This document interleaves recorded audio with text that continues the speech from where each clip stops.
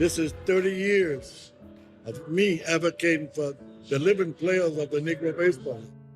At American Family Field in Milwaukee, Dennis Biddle and the Milwaukee Brewers held Negro League Tribute Night, a salute to Negro League players and the work done to recognize their service to the game of baseball. Biddle, a former Negro League pitcher at 17 years old, is also an author and speaker who has used his platform to advocate for all Negro League players to be recognized historically and financially. That includes those who played in the Negro Leagues before and after Major League Baseball's infamous color barrier was broken in 1947. Biddle credits the Brewers organization for supporting his work from the beginning. These are players that was too old to go in when Jackie opened the door. They got little or no recognition for their achievement.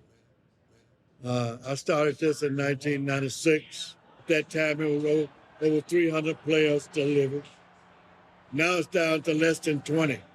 Thanks to the Major League last year, they finally recognized the players of the Negro League equal to the Major League. So I'm grateful for that. Major League Baseball agreed to provide living former Negro League players with pensions and recognize league statistics as Major League records.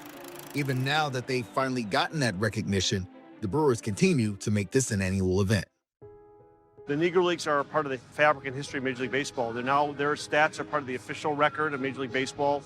So all the great players, Satchel Paige, all those great guys are now part of the official record books. And again, it's a reminder to people of this generation what the past generation did and how they were deprived an opportunity to play in Major League Baseball, even though they had the talent and all the skills to do it. And because of the color of their skin, they were denied this opportunity. So, you know, obviously everybody knows about Jackie Robinson breaking the color barrier, but there's a whole panoply of great Major League player caliber people who never got the chance. And I think we want to remember them and recognize them. I don't come here but once a year. Sometimes 2 or 3 times. He does. I come once a year for the Negro League game. Fans who came got to experience a night of celebrating baseball history in Milwaukee, with Black-owned vendors, music, artwork, and tributes to some of those who paved the way. A few of the fans talked about the importance of passing that history down to their children. This is the game that we know we started. We had a lot to do with it, and the input was just magnificent. And I come so I can see, remember, and I have grandkids around here that I brought so they can remember. We have just pieces of every part of history, and this is just one of many.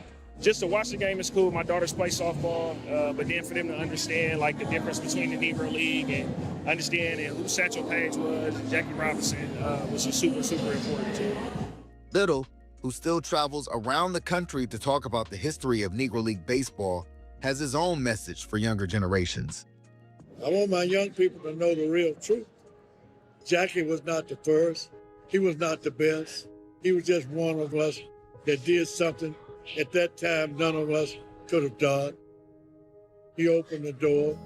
I think about those old men who missed their calling, who was better than Jackie, a ball player. You know, I'm the living person that they felt they would carry this history, tell the real truth. And that's what I've done.